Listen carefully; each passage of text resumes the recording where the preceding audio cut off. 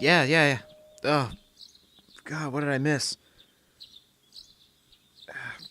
Somebody come visit me this early in the morning?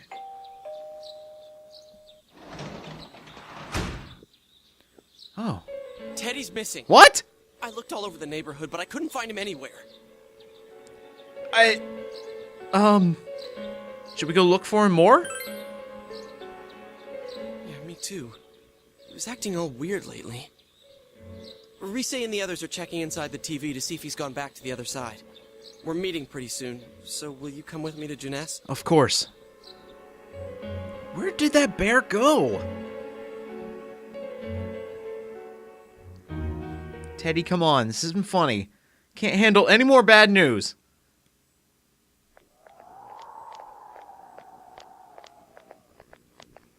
Any luck, guys? It's no use, man. We can't find him. No luck for me either. I didn't sense anything over there. The fog's so dense it might be affecting my readings. I wish I could do better. I'm sorry. Ted. Don't tell me he really went back to his world this time. We told him over and over that he could stay here.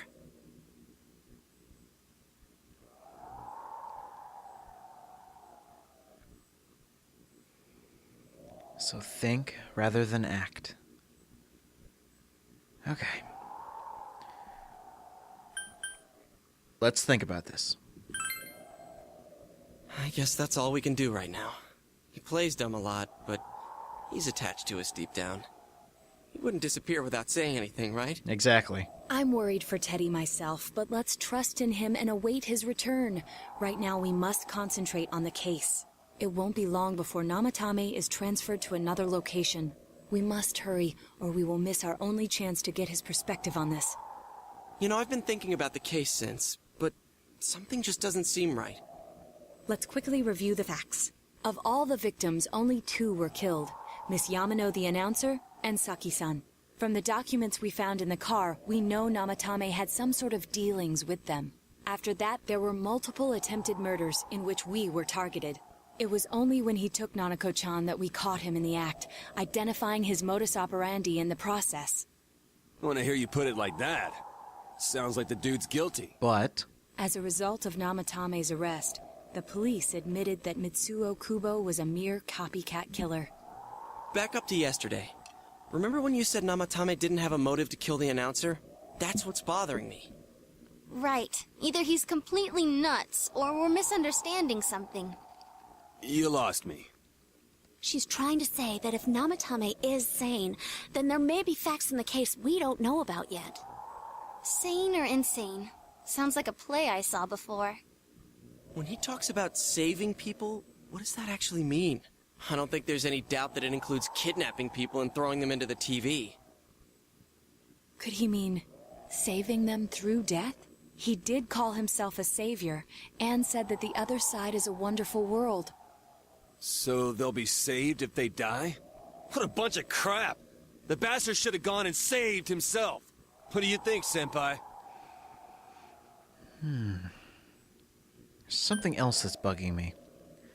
While there may not be definition, or Namatame's definition of saving, what if it's something else? If you think about it normally, it's gotta be him. But there ain't nothing normal about that world anyways. There's something I've been wondering about for a while. When we first encountered him, he said, "You're the ones I saved. Don't worry, I'll save this girl too." So, if he saves people by killing them, did he save us too? Wouldn't he actually have failed to save us? You raise a good point. If he thinks that salvation comes only through death, his words to us make no sense. And another thing, the Namatame who appeared on the Midnight Channel said he failed to save Nanako-chan. Well, maybe he really was trying to save the victims by putting them inside the TV. Come on, don't get all quiet like that. You guys know I just say the first dumb thing that pops into my head. The possibility that he truly intended to save us. But he's still the one who threw in Saki-senpai and that announcer, right? Sure, we haven't nailed down his motives, but that doesn't change the fact that he killed them. Or what? You think someone else was involved? What makes you think so?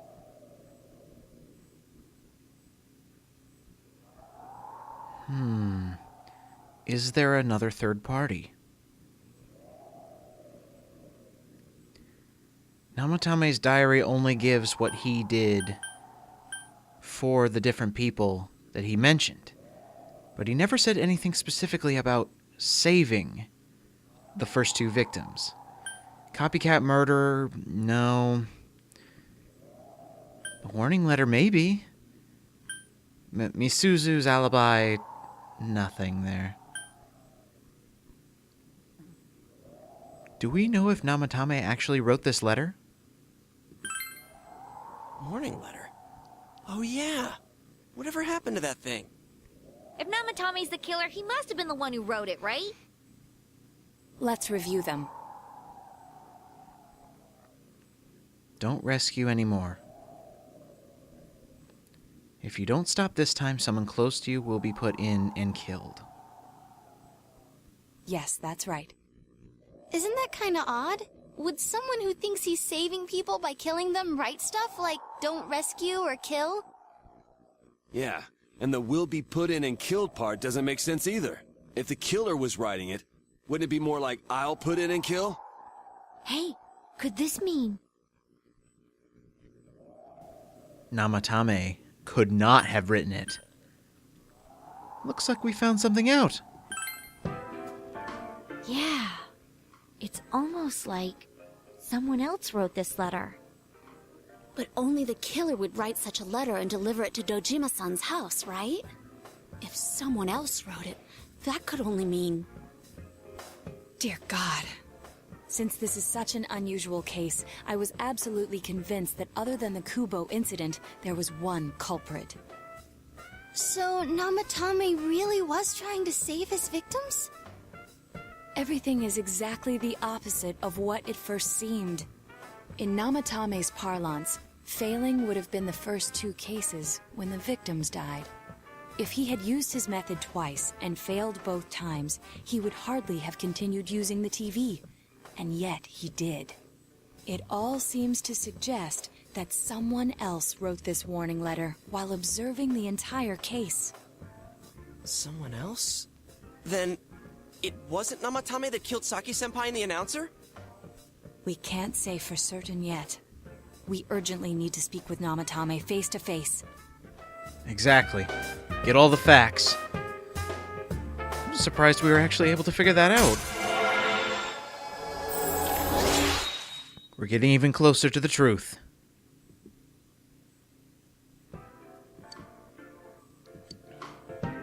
How though? After what happened yesterday, they said they're gonna tighten security. I have a plan. But there's no time to waste. Let's hurry to the hospital. Sure.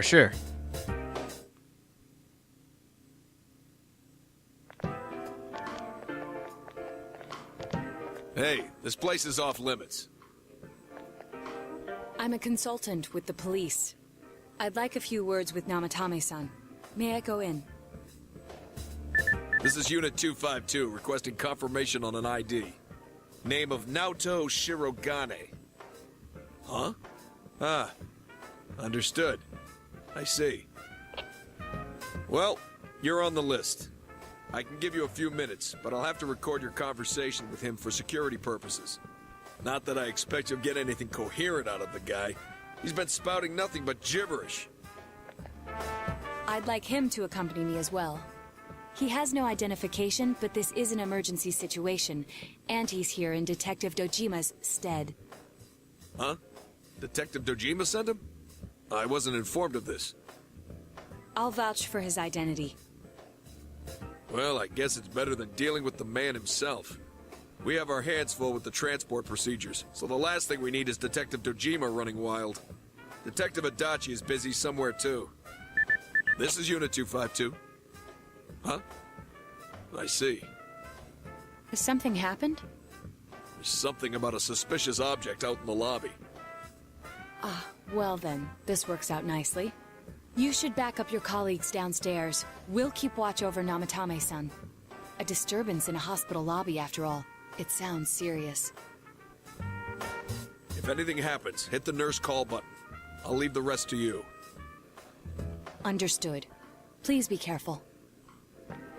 Good job, Naoto. I knew they were undermanned, but I didn't expect it to go this smoothly. Way to use psychology. Wow. There's nothing much inside that suspicious object, so he won't be gone long. All right, and now's our chance to talk to Namatame. Let's get the answers we need. Hopefully.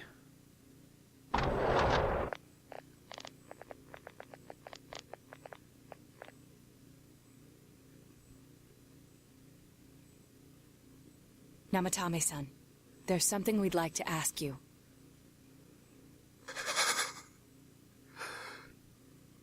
It's tempting to think that you were the culprit behind this entire case. And to be honest, there are many in this town who hope you are. But we are here to learn the truth. So please, answer our questions.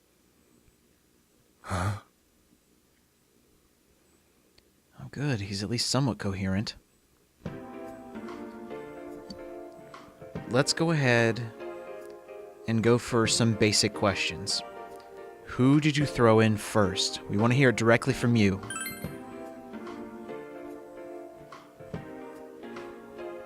Huh? Me?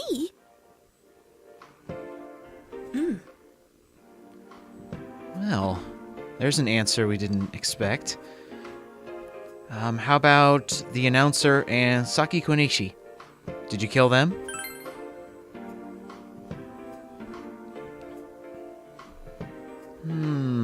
They were killed. I couldn't save them. Another interesting answer. So what is your definition of saving people?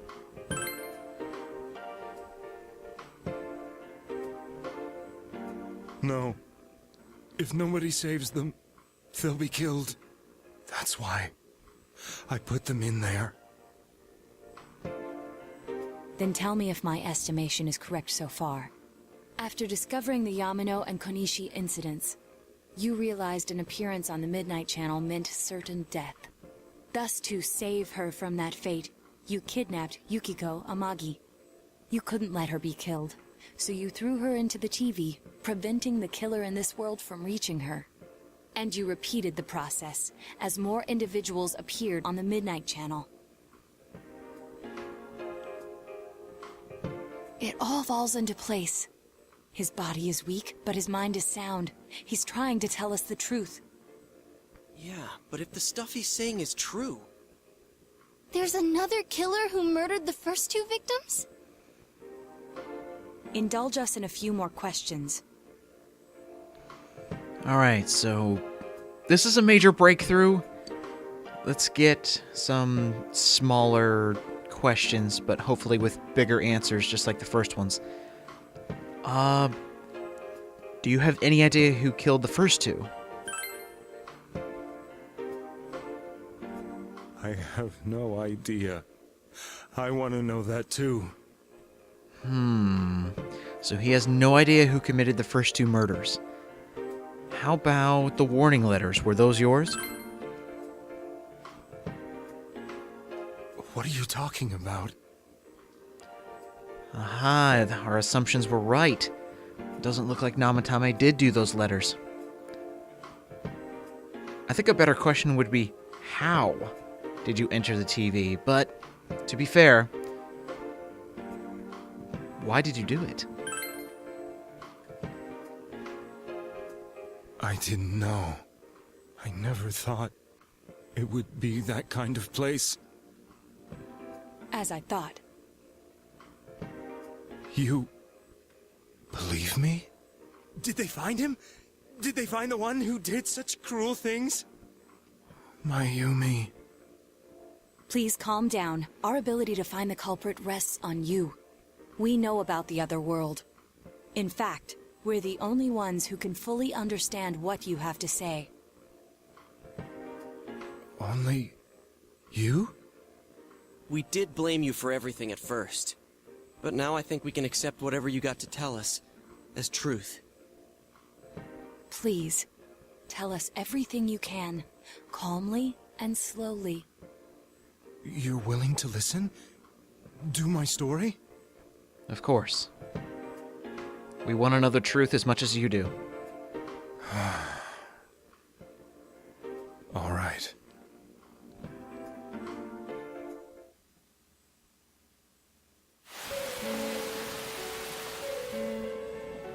Soon after my affair with Mayumi became common knowledge, I returned to my parents' home, as if to run away from the scandal. And I started drinking heavily to drown my anxieties. I hadn't been able to reach Mayumi at all, and that didn't help either. Mayumi, where are you? She'd been disgraced on all the afternoon shows, and forced to resign from the program she was on. I caused her so much trouble. I wanted to at least apologize to her, but I couldn't even do that. I lost the will and energy to do anything. Then, one day, the rumor I heard some time ago came back to me. Since I had nothing better to do, I sat down blankly in front of the TV and watched my own reflection. And all of a sudden, there was Mayumi. Mayumi? Is that you? The Mayumi inside the TV looked as if she was calling to me for help. Mayumi? Mayumi! When I reached out unthinkingly to touch her, my arm disappeared into the TV, as if I had dipped it into a pool of water. I was so shocked that I lost my balance and nearly fell face first into the TV.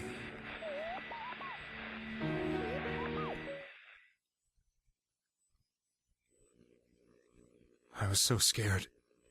I couldn't understand what just happened. I thought maybe I'd gone insane. In the end, I decided to think of it as just a dream, and I went back to the city the next day after finishing work. The next afternoon when I got to work, I was fired on the spot, as I expected. That wasn't what broke me, though. It was Mayumi being found dead, and not just that, but it had happened in my hometown.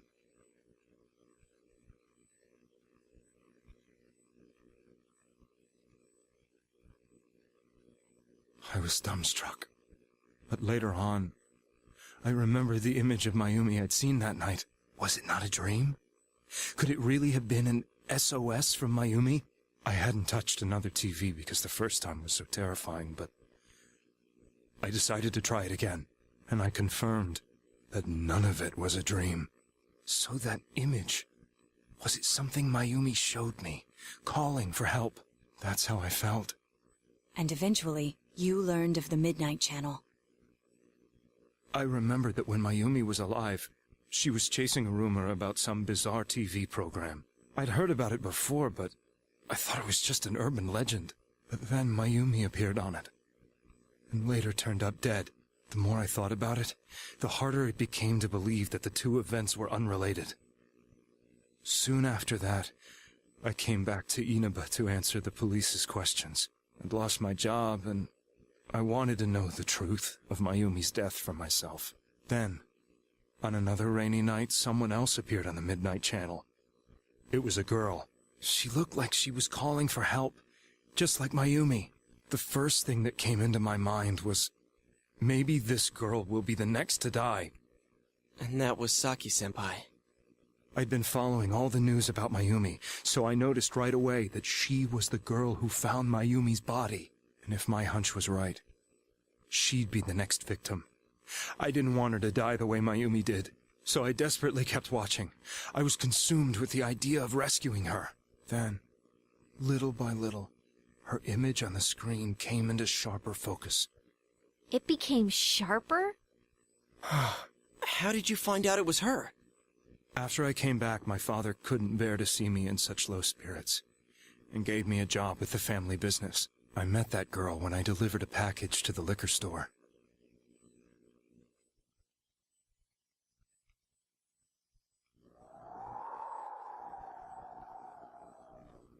After agonizing over it, I decided to meet her, and told her to be careful.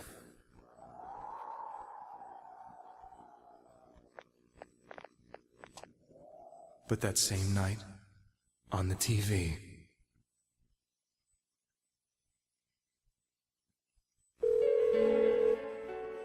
she looked as if she was being engulfed by some black shape. She was writhing in pain. That's why I warned her. Why won't she pick up the phone? Come on! Please!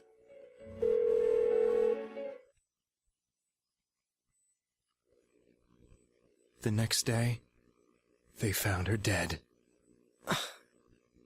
I knew she was going to be murdered, but I couldn't save her. I blamed myself, thinking there must have been something I could have done. There was no one who depended on me. Nobody at work, not even my wife. Mayumi was the only one who accepted me for who I was. But she was murdered, and the same person killed another girl. I was beside myself. I couldn't forgive myself for doing nothing. You really did love Miss Yamano. Yes, from the bottom of my heart. Before I was married, my wife made it big in show business. I was happy for her, but it put a strain on our relationship.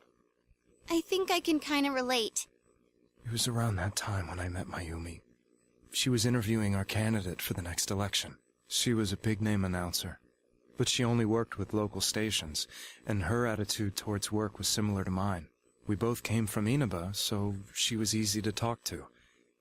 I knew it was wrong, but I couldn't help getting intimate with her. She gave meaning to my life.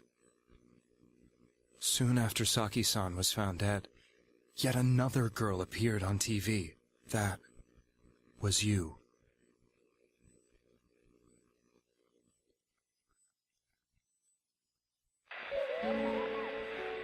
She'll be kidnapped next, and murdered. I can't let her end up like Mayumi and that other girl. This time, I'm gonna do something. My opponent was a murderer who left no clues to his identity. I thought hard about what I could do to protect her from someone like that. I'll never convince her. If she gets suspicious and they arrest me, who'll save her then? The girl inside the TV looked as if she was smiling at me. And that's when it hit me. I apparently had the power to go through the TV screen to the other side. Then, what if I put her into the TV and give her shelter there before the killer gets her? What are you trying to tell me? That it's safe over there? Is that it? The girl inside the TV seemed to smile at me again. And I thought, no matter what kind of place it might be, it's better than being slaughtered. Once things calmed down, I could just let her out again. If she's inside the TV, there's no way they can find her. It felt as if everything was starting to come together in my mind. Could it be that Mayumi gave me that power to prevent any more victims from meeting her fate? Was it my mission to save people? But there was a big problem. If I explained the situation to the victim, they wouldn't understand. I had already tried that and failed miserably. It seemed the only thing I could do was to take them away. If that was my mission, I'd just have to do it. Or so I thought. Mayumi, please lend me your strength.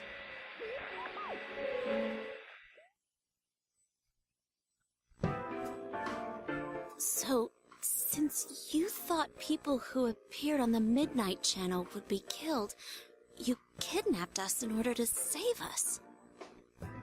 Mission? Give me a break! You never stopped and wondered about any of this? I thought I was the only one who could help them. I did call the police, but they didn't believe me. I knew the area well, thanks to my job. I had a large truck, and I could move around without suspicion. I thought my job as a delivery man would be the perfect cover for my mission. I thought no one else could do it. But are you telling me that I wasn't saving them? If a person is still within the TV world when the fog appears here, they will die. Beginning with Yukiko-san, The people you thought you had been saving were, in fact, in mortal peril. It was my friends here who really saved us all. I had a feeling that was it. When I went after that little girl and entered the TV myself, for the first time, I had some doubts about myself. You refer to Nanako-chan, correct? The police were after me, so I had to get away. But I still felt I needed to do everything I could to save that poor little girl. That's why I went in after her. But the TV world was completely different than I imagined. Such an abominable, grotesque place. I knew that the three of you who I saved went back to your normal lives, so I didn't realize how terrible that world was. I never knew you couldn't even get out of that place on your own. No. That's a cowardly way to put it. I'd probably already begun to realize that it was a dangerous place. If I hadn't, I wouldn't have gone to see you all. See us? Wait, are you talking about the concert we did at Junes? Yes.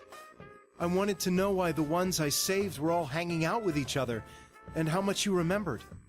But in the end, I couldn't bring myself to say anything and ran home. I must have felt too guilty. But all the doubts and anxieties I'd been unconsciously suppressing exploded out when I entered the television myself. I thought I was going insane. I probably did. And you know the rest. When I came to, I was lying in a hospital bed. You really were trying to save people. But I ended up doing just the opposite.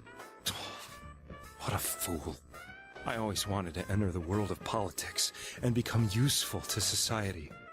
But after losing my job and the woman I loved, all I had left was this power. I convinced myself that world was some sort of sanctuary, and I secretly believed myself to be a hero.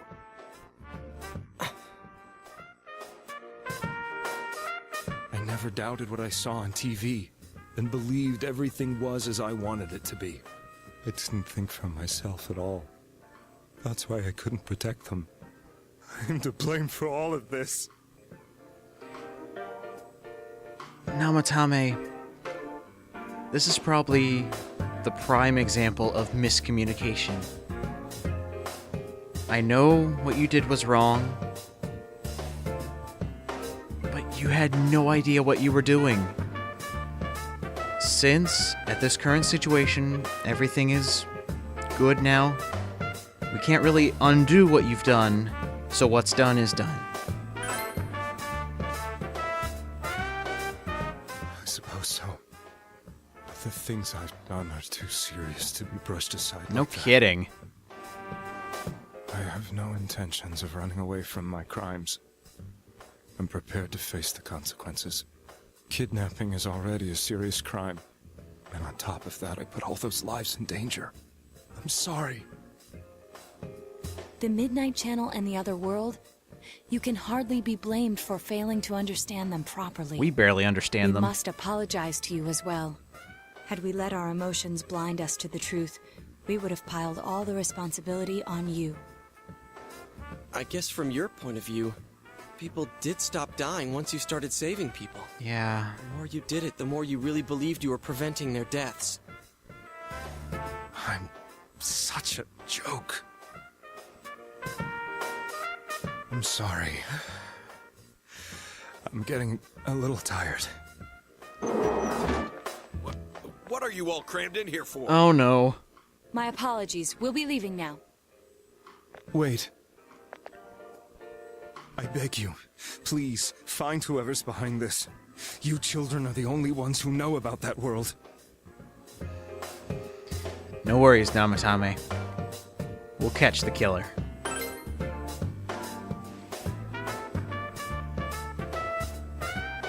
It's all clear now. He never committed any murders. It was another party who threw the first two victims into the TV. Another step towards the truth.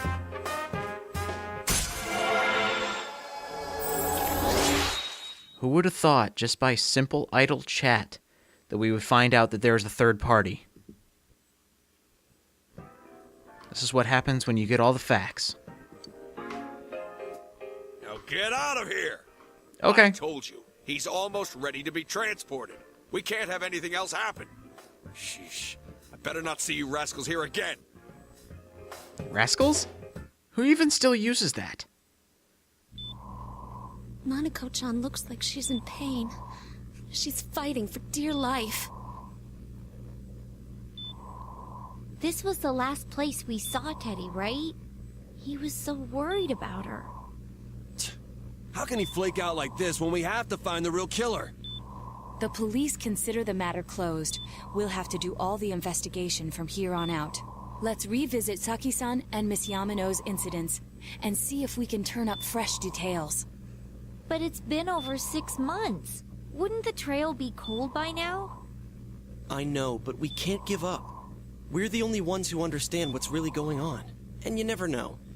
People might remember some things now because they've had so much time to think about it. Let's split up and talk to people all over town tomorrow. We'll meet up in the evening to discuss our findings. I hope we can find out something about Teddy, too. So we need to find even more information. Tomorrow, we're talking to everyone. But it has been so long. Will we be able to find out anything new that we don't already know? Seems impossible. Well, we now know more than we ever could. Started a new social link in our search for the truth. Next time on Persona 4 Golden, let's go talk about murders! See you guys next time.